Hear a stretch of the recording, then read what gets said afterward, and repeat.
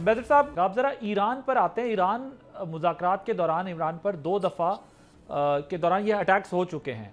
کیا ایران آگے بڑھنے سے پہلے اب کوئی بہت سٹرونگ گارنٹیز بھی لے گا ان فورسز سے جو اس سارے پروسیس میں پارٹ بنے گی یا گارنٹی لے گی؟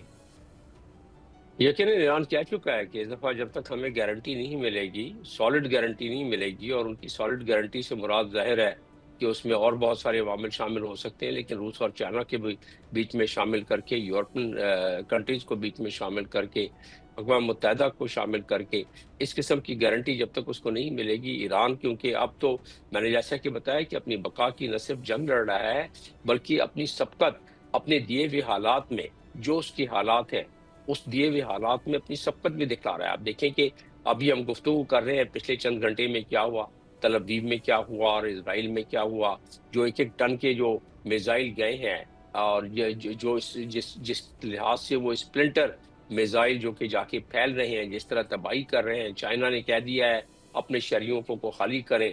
ڈیمونا میں جس طرح کے اسٹرائک ہوئے ہیں، وہاں جو ہے وہ غیر نیوکلیئر ڈریس پہن کے معائنہ کیا جا رہا ہے کہ کوئی لیکیج وغیرہ تو نہیں ہو گئی ہے وہاں، کیونکہ وہ ان کا جوہری وہاں سارے کا سارا نظام ادھر ہے.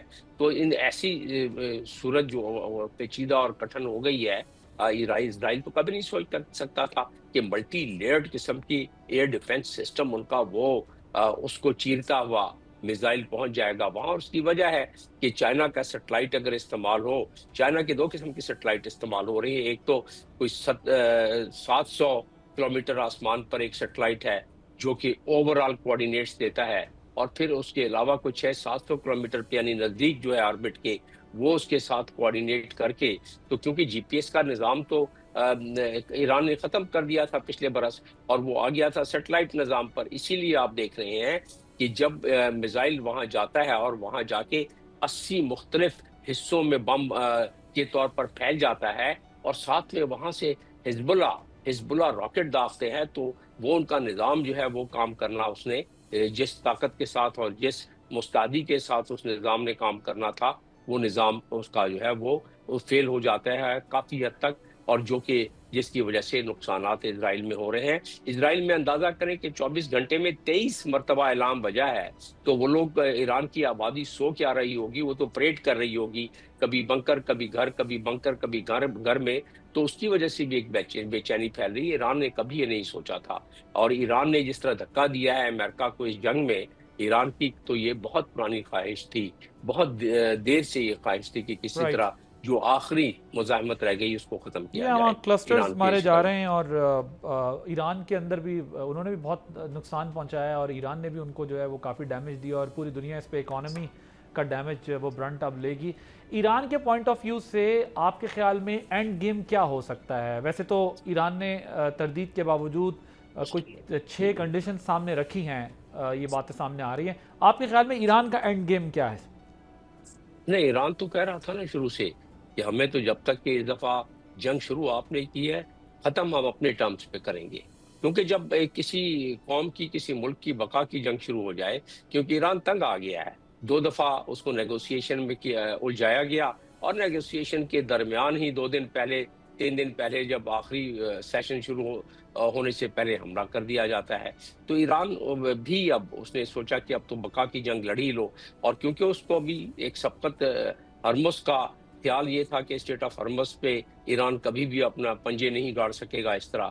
اور جس طریقے سے ایران نے پنجے گاڑے اسٹیٹ آف ہرمز پہ، اس کے باوجود کہ ڈونلڈ ٹرمپ نے بہت دعوے کیے کہ جی میں تو اسٹیٹ آف ہرمز کو خالی کرا لوں گا اور میرے لیے کوئی مسئلہ نہیں ہے، لیکن وہ مسئلہ تو بہت بڑا مسئلہ بن گیا ہے. پوری دنیا میں ایک بھونچالی پوزیشن آ گئی ہے، جس کی وجہ سے ایران کی کا اندازہ ہو گیا ہے لوگوں کو کہ ایران اب جس اس میں چلا گیا ہے موڈ میں، یا جس اسٹائل میں چلا گیا ہے، دنیا اس کے مضمرات سے نہیں بچ سکتی. جنرل صاحب، how do you see this new development جو ہمارے سی ڈی ایف کا، فیلڈ مارشل کا اور امریکن پریزیڈنٹ کا کانٹیکٹ کی خبر سامنے آ رہی ہے، اور پاکستان کے اس ڈائلاگ کو ہوسٹ کرنے کی خبر سامنے آ رہی ہے؟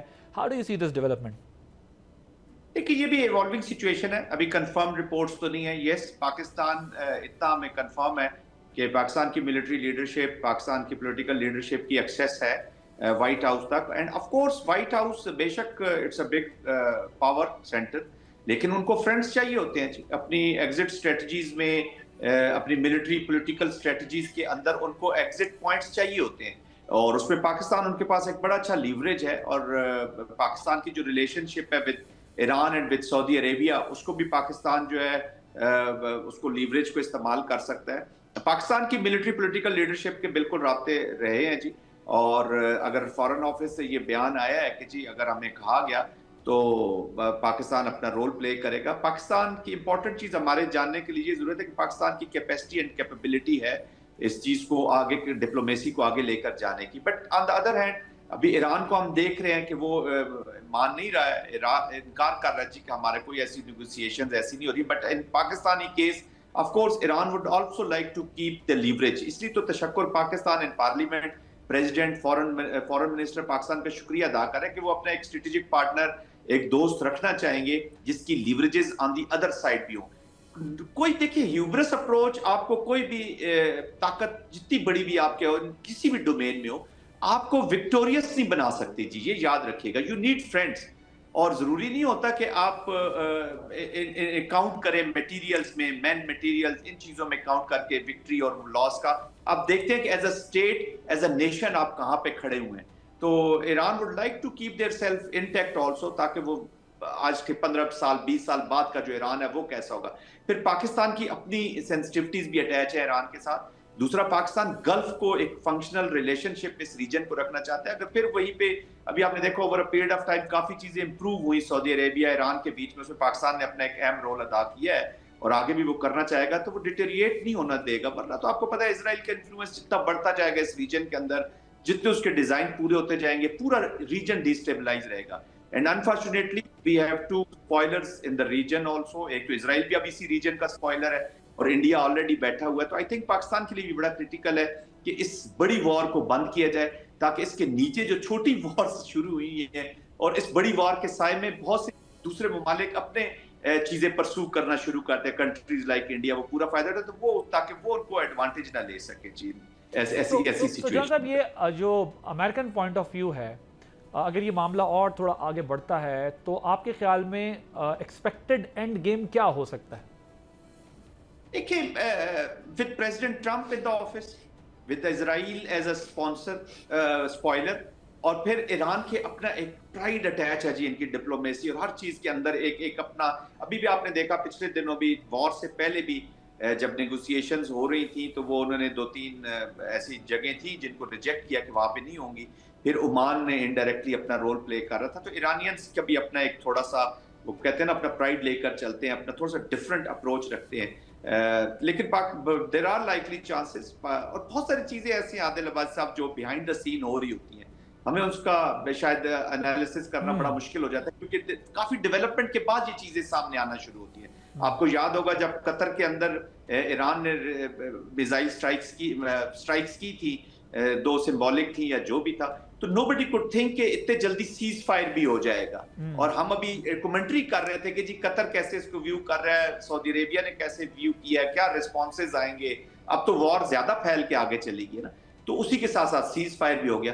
तो lot happens behind door, track 2 track 3 behind door चीजें हो रही होती हैं. कुछ डेवलपमेंट होती है तो फिर फॉरेन ऑफिस और ये चीजें इन्वॉल्व होती है. But Pakistan is a natural stabiliser, और पाकिस्तान की अपनी बहुत बड़ी ख्वाहिश है, नॉट कि उसकी वो भले भले हो जाए या वाह वाह हो जाए, बल्कि इसलिए कि पाकिस्तान इज सिंसियरली, पाकिस्तान चाहता है कि ये कॉन्फ्लिक्ट एंड हो, क्योंकि इसके जो आउटकम्स हैं वो बहुत डेंजरस हैं, not only for the region, Pakistan के लिए, इस पूरे रीजन के लिए. और फिर ये कम से कम 25-30 साल ये रीजन फिर पीछे चला जाएगा. फिर lot of effort, and who can predict कि वो फ्यूचर कैसा होगा. राइट. सब्सक्राइब करें और बेल दबाएं ताकि कोई खबर रह न जाए.